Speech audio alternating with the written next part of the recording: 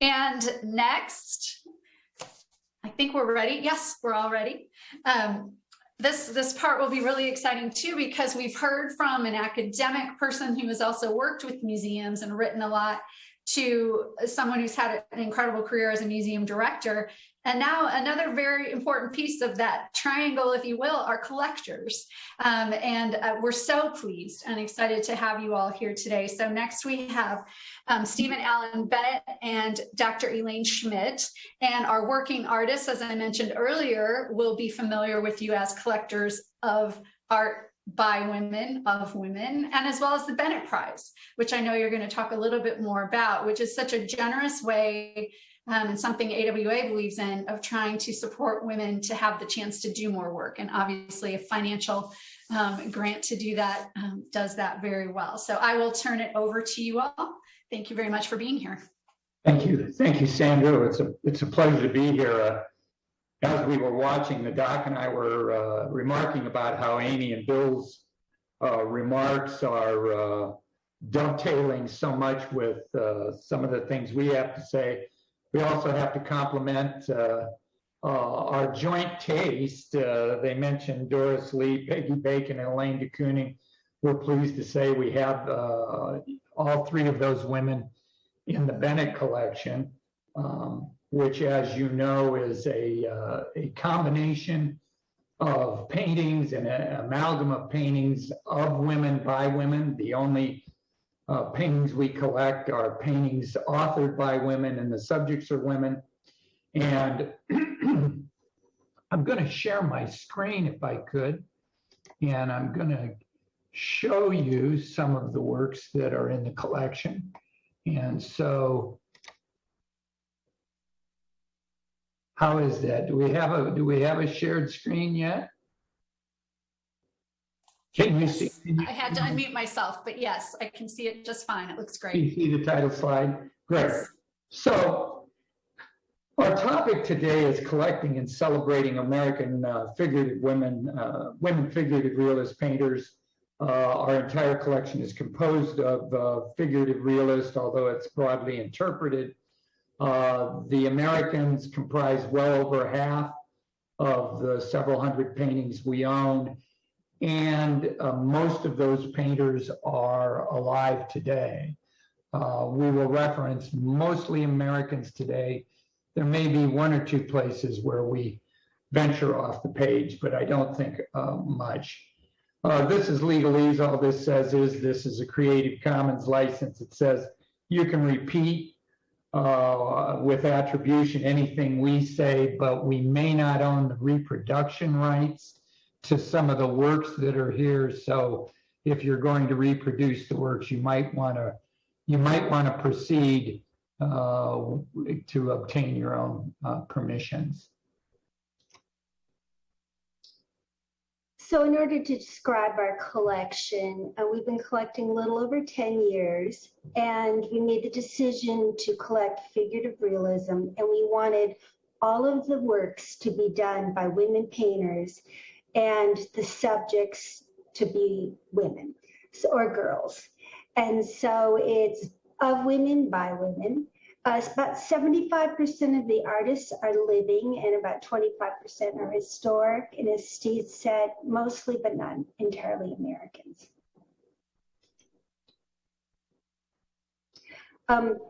We have about 200 objects in our collection, and our earliest painting is a Gentileschi, and it was done in about 1640. And the most recent painting was just completed this year. We still actively collect. The largest painting in our collection is 84 inches by 120 inches. We have maybe three, including a diptych, paintings that are that large. We have the diptych, 71 by 213 inches. It's by Catherine Longhurst. And the biggest painting in one panel is by Leah Chapin. The smallest painting is a Mary Cassatt, and it's 7 inches by 5 inches.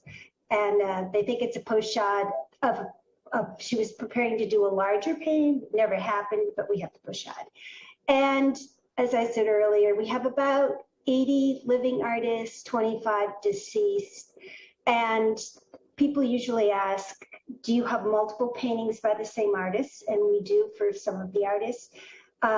We have 14 paintings by Katie O'Hagan, who is a Scottish artist who lives in New York City. And if you go to our website, you can see we really love her work and her palette. So frequently when we when we give presentations, we're asked, why do we collect women? Well, here are the reasons.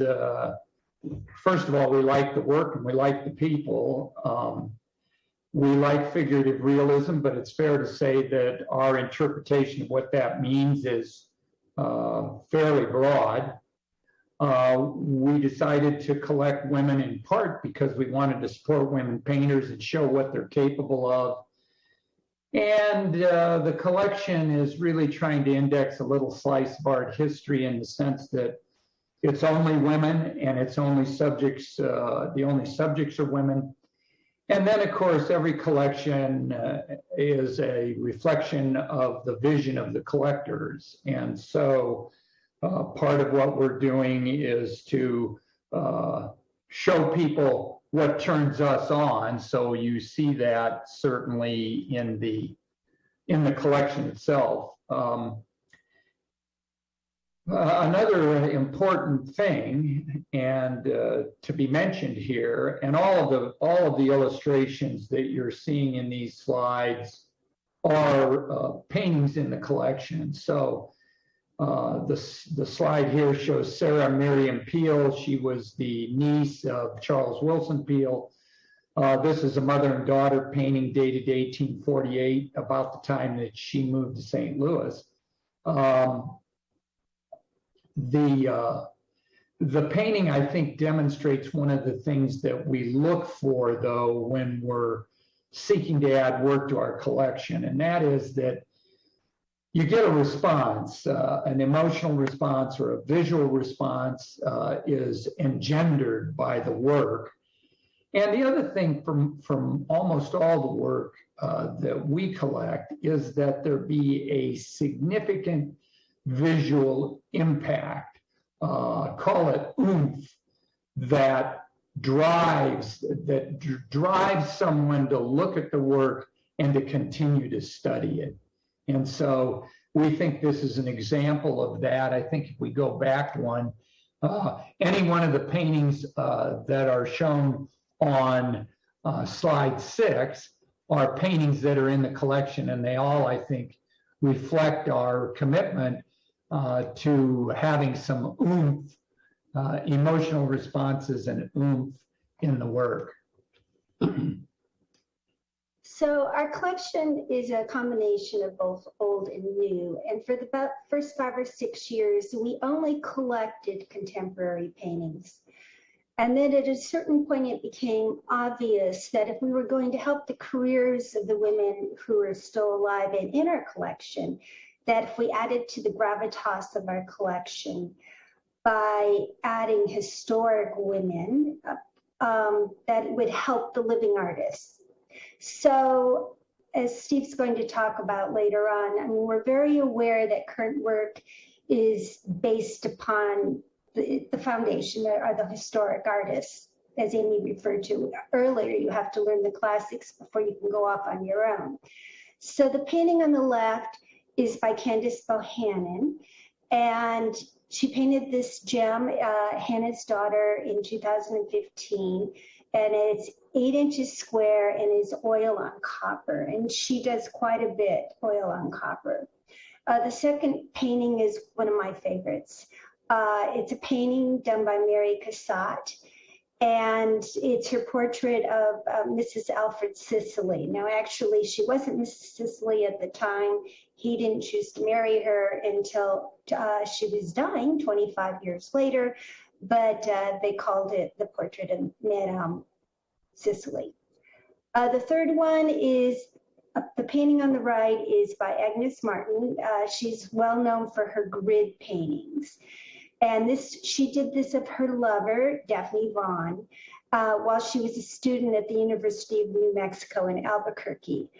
And this is one of a half dozen surviving paintings done in a realist style before Agnes discovered the grid. Now, Agnes had mental health issues, and they're well documented. So after she discovered the grid, she decided she was going to collect all of her earlier works, all of the realist works, and destroy them because she wanted that part of her work obliterated. She was only going to be known for the grid. And she approached, the story goes, she approached Daphne, who would not give it to her. And apparently there are between 6, 8, 14 paintings that she didn't destroy in a bonfire, though she wanted to get rid of them all. Right. That's also quite true. That's yours. All right. We not only have to deal with Zoom, we have to figure out who's going to. We have to deal with each other. So we have notes. Yes. Okay, this is a montage of works by living American women painters, and all of them are practicing today. Top left is Anne Tanksley, an African-American artist from the DC area.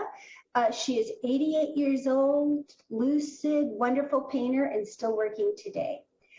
The next painting over with the barn is Andrea Couch. She's a rustic realist from Central Michigan who paints these wonderful, challenging rural scenes that are often filled with tension and wonder. And I asked her, I said, so is the girl running to something or running from something?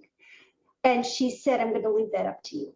So, the little girl sitting with her legs crossed is done by Katie O'Hagan. She typically uses a Payne's gray palette and creates landscapes that are reminiscent of her native Scotland. And she did 2 works. She has 2 daughters. And as they were about to become adolescents, she did a work of each of them, and this is one of her daughters. We were fortunate not to have both of the paintings, and we have them hanging in our dining room next to a self-portrait by Katie, so it's kind of like a little family affair in there. Then we have Candace Bohannon on the far right, depicting a deaf blind girl who is she was like an animal whisperer. And this young lady was a friend of the artist, still is, I'm imagining.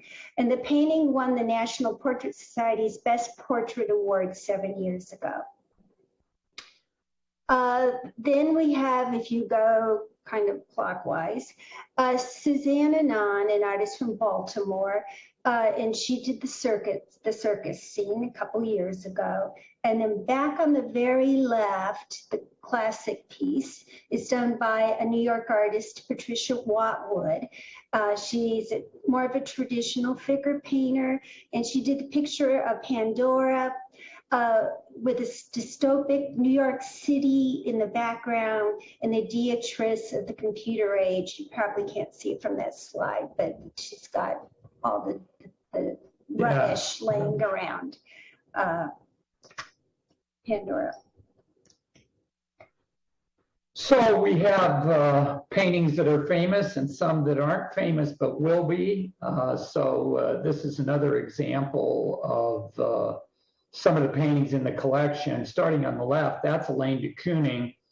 Her portrait of the abstract expressionist sculptor Ibram Lassaw's daughter, Denise. And if you're interested in that painting on our website, I found Denise at the time we acquired the painting. Denise is in her 70s, and she's had a varied and very exciting life. And she told the story of how Elaine had come back from shopping and had jelly beans, and she decided she would paint a portrait of Denise, said, take off your clothes. And Denise said, I slathered my nipples and my crotch. That's her words. I slathered my nipples and my crotch with jelly beans, and darn it, Elaine didn't put them in the painting. So shucks.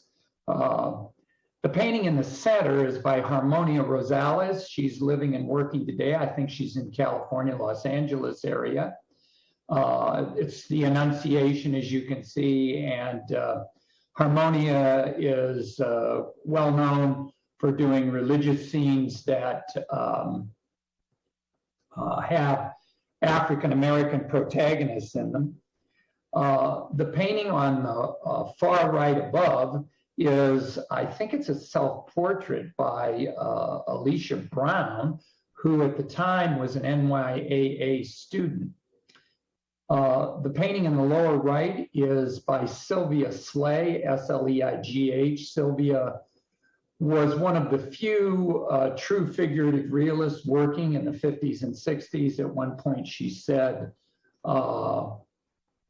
you know, I had to paint what I knew, and it was pretty lonely out there in the 50s and 60s when everybody else was abstract expressionist, but I stayed with it.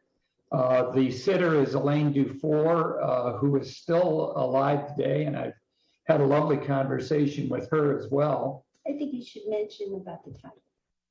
Oh, the title of the painting in the lower right is called Portrait of Elaine Dufour.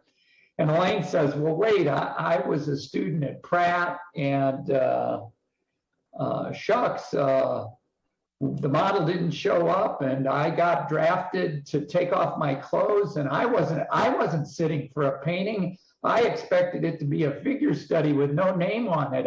Now I'm stuck, you know. Well, art history has assigned this as Portrait of Elaine Dufour, and it has, actually. The painting is well known among a subset of collectors, and so Elaine's name is forever identified with the painting, but I don't think she had expected it to be so. What, she didn't think it was a portrait?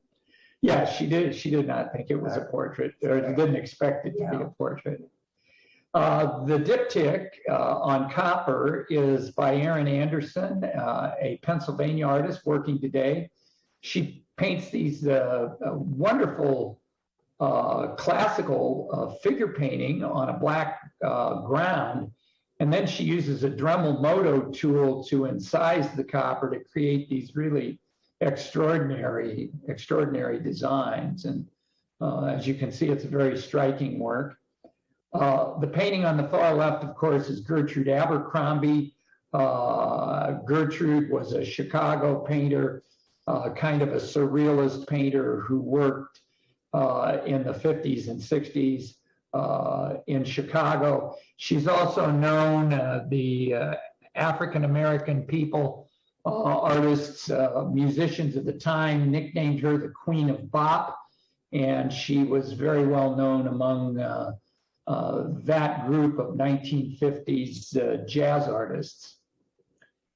So we thought, since we assume the audience is largely artists, we thought we might take a minute to give some advice. One of our first pieces of advice, unsolicited advice. My wife says I'm capable of giving unsolicited advice, so we're going to give some. And our first thought is, you know, study art history and pursue the work of the classical masters, because it really informs what you do. The other thing to keep in mind is that there's always this question of, do you do pretty paintings that are figurative, or do you do narrative paintings that tell a story? And frankly, Artsy did a survey a couple of years ago that talked about figuration versus narration, and most collectors that responded, at least to this Artsy survey, said they liked paintings that tell a story. Being visual is not enough. There has to be enough content in the painting to cause one to tell themselves a story or to wonder at a story in the work. The other advice we have is, as we became collectors, we found that many artists, particularly if they're not represented by galleries, don't track their work and their prices. They don't have a historical, a linear timeline that describes their work and their pricing and their evolution. And we think that's a real bad thing, and urge you to figure out a way, and we'll talk about this more in a minute, figure out a way to track your work and your prices. Now, this painting on the left, it's a lovely painting. It's called Grandmother's Birthday. It's by a deceased African-American woman named Georgette Seabrook Powell.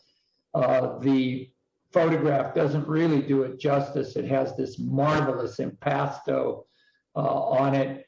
We have assumed that the artist's mother is the central figure eating the cake, and that the granddaughter is the artist's daughter in the upper left-hand corner.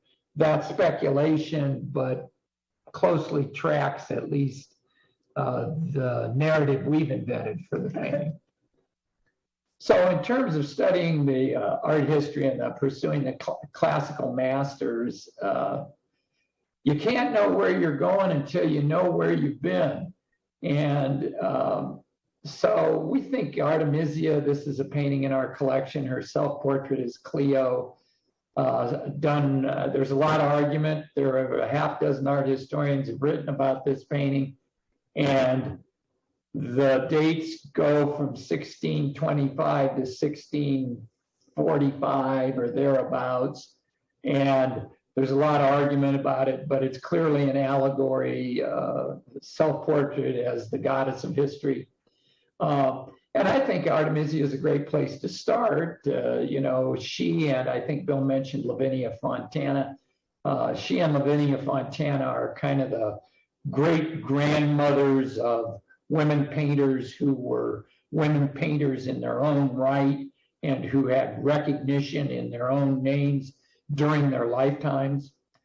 So our advice is observe the work of these women and emulate it, practice it, master it. And once you've mastered it, then you can pursue your own vision, building on what you've learned. And if you look at the evolution of, well, look at the evolution of Agnes Martin. She mastered, she may not have wanted anybody to know it, but she mastered realist painting, and then she went to the grid. And if you look at the Blue Guitar by Picasso, he mastered the ability to do true figurative realism before he moved into his abstract portion of his career.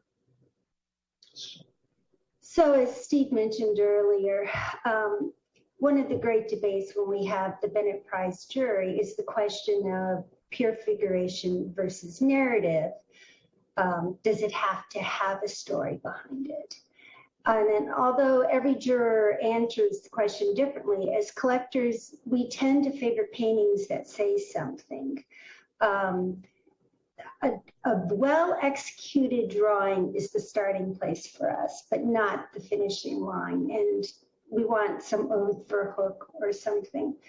The other thing that I think is interesting, and if you're a practicing artist, worth considering, is that women, I know Amy talked about wealthy women who collected art before, but I think the trend for the future is that they'll, as women, their careers are taking off, as we know. 51% of all managers in America in 2019, before the pandemic, were women. There's more wealth that's being controlled by women, and the millennials, I'm a baby boomer, where women are, the millennial women compared to where we as a group were incredibly different in terms of personal wealth. And so that I believe that more and more of the buyers are going to be women and women alone. And if you look at the demographic of women 65 and older, half of them are single and they control their own money. So women like relationships. If you look at the research, they are way more into relationships. Generally, everything's a generalization when you talk globally. So I think that if you want to sell your paintings, you have a narrative so that people can get hooked and have some kind of relationship to the paintings. Okay, back to my slide here. The painting is by Lee Price. She's a living New York artist who specializes in self-portraits with bathtubs and food. She has painted herself on the bed with butter, cheese, and crackers. I just saw a new painting she posted yesterday. She had food on the bed again. Is she back to the bed? Yeah. Oh, good. Great work. And what she does is they're all self-portraits. Her husband takes photos of her, and then she paints from the photos. Cookies, lemons, And- sundaes. And we like this painting because my mother had a tea set just like that with a little rose in it.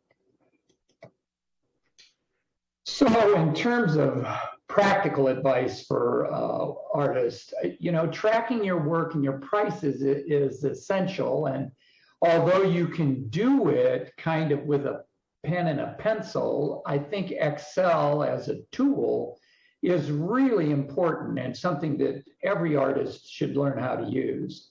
And you need to track your pieces chronologically by piece, by square inch, how big are they, how much are you getting per square inch, and make a high-res photo of every piece of work you create and catalog them on a computer. And if you can't, have somebody who can.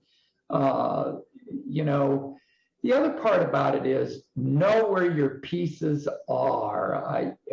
Someday, if you are lucky enough to have a retrospective show, somebody's going to say, well, that's a great painting. Let's put it in the show. And you might be in a situation where you don't know where it is. So know where the babies are being raised. One of the things we're always immensely interested in and amazed at is we've purchased a lot of paintings. We purchase on average 10 to 15 paintings a year. And sometimes we buy from galleries, sometimes we buy at auctions, sometimes we buy directly from an artist if she doesn't have a gallery. And what's interesting is that the galleries do an average job. 1 in 3 will stay in touch. The auction houses are always there with the next thing. And the artists, once you buy a piece from them, you never hear from them again. Or if you hear from them, you hear from them once.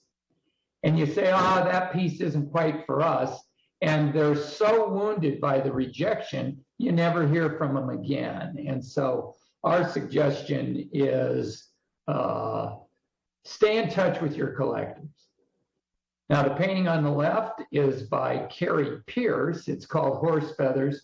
Carrie Pierce is an artist. I think she lives in Peoria. A graduate of SCAD, and she specializes in finding photographs that are abandoned, usually from the late 19th century or the early 20th century, and then she turns them into these magic realistic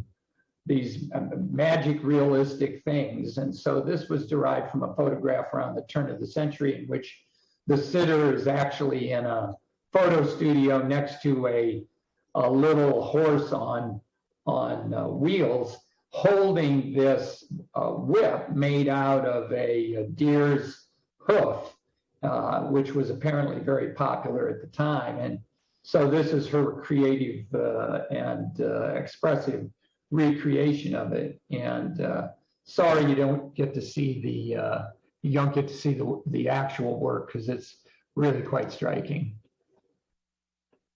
So as we were collecting, we like to talk to the artist, find out the ideas they had behind the paintings or anything that would help us contextualize the pieces we acquire.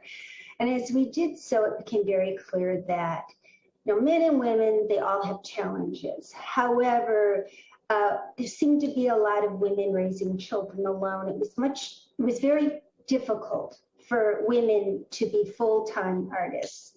And so Steve and I, we thought, well, beyond just buying their pieces, what could we do? And we started to talk to each other, and then we talked to some professionals we know in the business, gallerists and artists and museum people. And we came up with a prize that is called the Bennett Prize. And it was established in 2018. It has 2 goals. First, to propel the careers of women figurative realist painters. And secondly, to bring in appreciation for figurative realism to new generations of viewers and collectors. This painting was done by the first Bennett Prize winner, Annika Ingold. She's a painter and a professor of art. from Tampa, Florida. This work is mixed media on paper, which was then mounted on dye bond before it was framed. Now, this is from my husband, but I will say it. Go ahead. There are certain things he doesn't like chalk, hard to deal with. Paper, he says, by the way, we don't recommend that painters work on paper. It's a curatorial challenge to keep the paint on the paper and the paper from falling apart.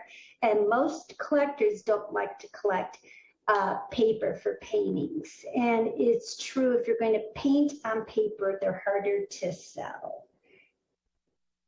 And by golly, I couldn't have said it better myself. Yeah. Oh, you're good.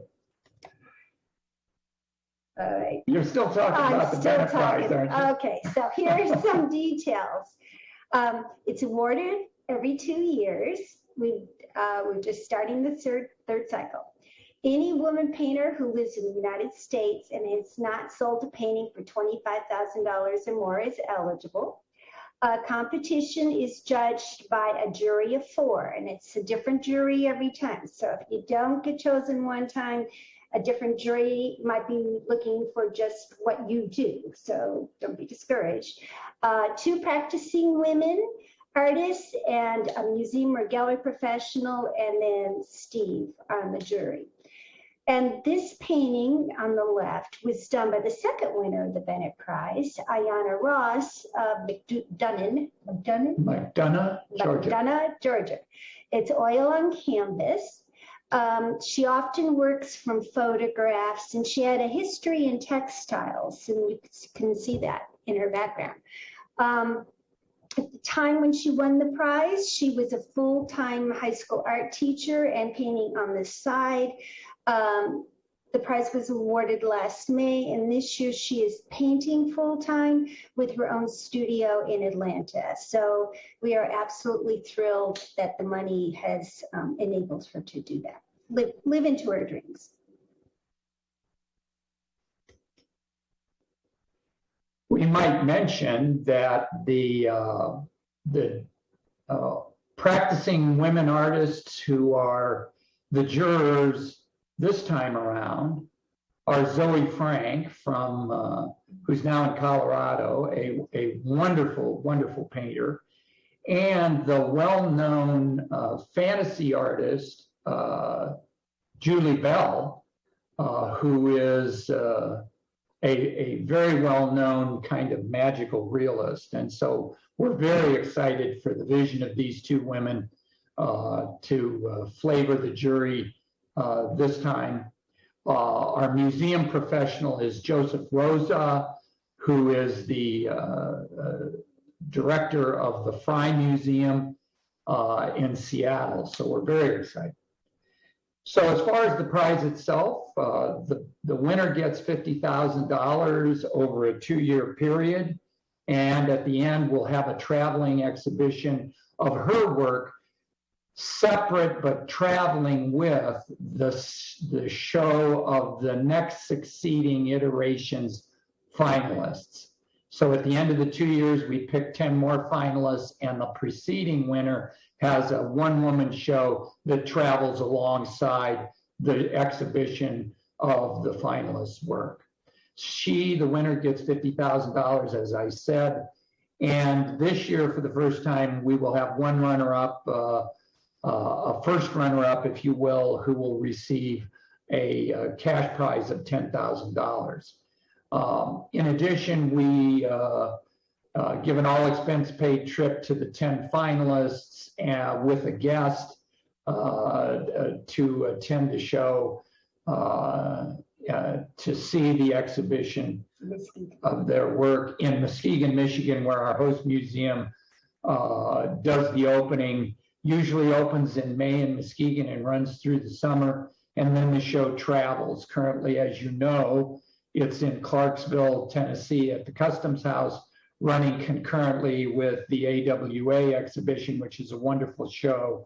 We're very excited about the fact that those 2 shows could be side by side. It's very exciting. And you talk about figurative realism. Well, what is figurative and what is real? The painting on the left is in the Bennett collection. It's by Susu. Susu is an artist living in Pittsburgh. She was a finalist for the most recent completed iteration of the Bennett Prize. Her work's on the wall in Clarksville, I believe. Susu has taken off like a rocket. She was recently placed in the Dela Cruz collection in Miami, which is a very important private collection. And she lectured at the Dela Cruz collection during Art Basel Miami in the first week of this past December. So this is an example. One of the things we've said is that our goal is to promote women. And so if you're a finalist for this prize, our goal is to see you succeed. And the highest compliment we can be paid is to say, oh, that finalist for the Bennett Prize, we can't afford her anymore.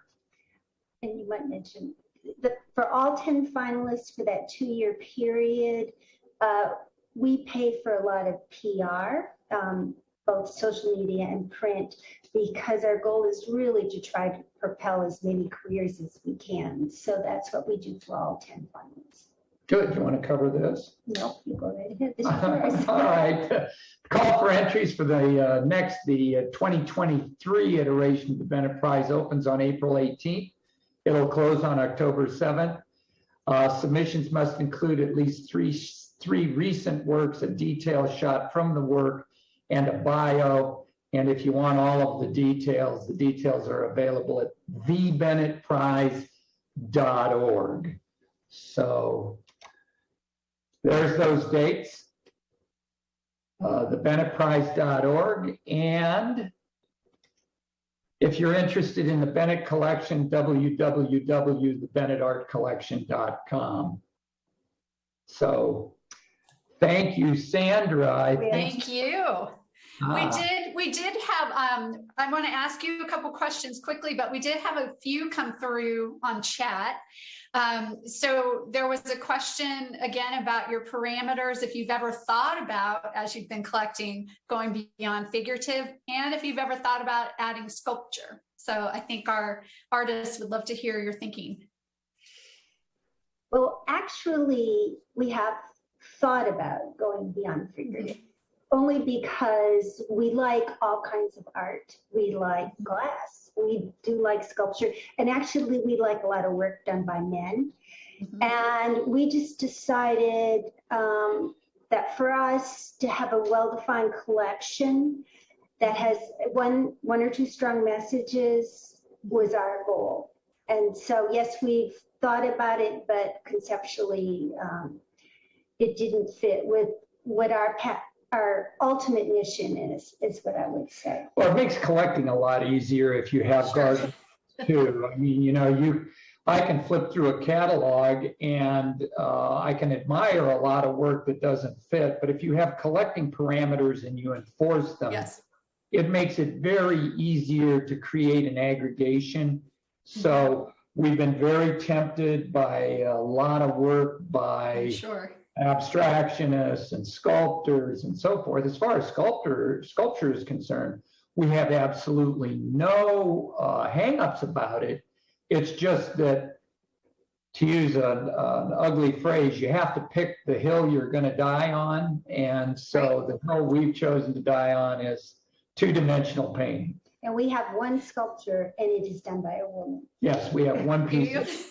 But it's done by a woman. Well, you know, and it's a great point. I think a lot, again, people that might not have worked in museums, that's the challenge for museums too. You have a very strict collecting policy. It gets debated constantly. We will collect this. We won't collect this. Here's the reason why. And so otherwise, as you know, as you said, you get tempted, or there's not enough storage, let's be frank, that you have to put this sort of container around what you're going to do. So thank you for those questions from our artists. I would like to quickly ask one before we have everybody come back. I always love to hear how collectors started. Had you started buying some pieces and then the idea evolved? Or did you have the idea you wanted to do this and then pursue art? Was it a little of both? I'd love to hear how it sort of came to be. You love to tell this story. Go ahead. Steve is a born collector. Okay. If it exists and you like cufflinks, pens, watches, stamps, he just loves to collect. And we had That isn't a put down, is it? no, it's a description. Because it's accurate, right? Yeah, right. It's accurate. It's collecting. She didn't use the word hoarding or anything like that. It's collecting. But we had a condo in Chicago and there was nothing on the walls. And so we went through brainstorming. Steve made his money to become a lawyer by being a professional photographer. So we had some beautiful photographs he had taken. And, you know, I said, well, we could blow them up and show those. And so we thought about that. And then he likes stamps. So we went through the check stamps, which actually are beautiful. They are works of art in their own right. Blow those up. So we kind of went through stages. And Steve started to read and he figured out quite aptly at the time, it would be different now, I think. The very first Women Painting Women show out of the Principal Gallery in Alexandria, Virginia had just happened, that you could get wonderful work done by women for less money. So we could get more, and we could also, we're into equity, not just with art, but in other parts of our life too. And that's a big thing for both of us. You could also promote women. Mm-hmm. And so, and we both like figurative realism because we both like the story. And that's how we got started. And we had different points. We started to buy, like you said, we just started to buy. Steve said he realized he was a collector when we ran out of wall space. There you go. And I realized we were a collector when I was looking at Facebook one Saturday morning, and we had seen a painting online done by an Australian artist, Diane Gall. And he said, do you like this painting? And I had said, yes, I like this painting. So then I see on her Facebook site, my painting, everybody knows, has been purchased by the Bennett Collection of Women Realists in America. I'm so excited. And I thought, okay, I'm a collector when it's posted on Facebook before he even says to me, oh, by the way, I bought that painting. I bought that. Oh, that is a great story. Yeah, so that's well, and that's a great point that other people will start calling you a collector maybe before you do. That's fascinating. We could have a whole talk about this. So thank you. Yeah,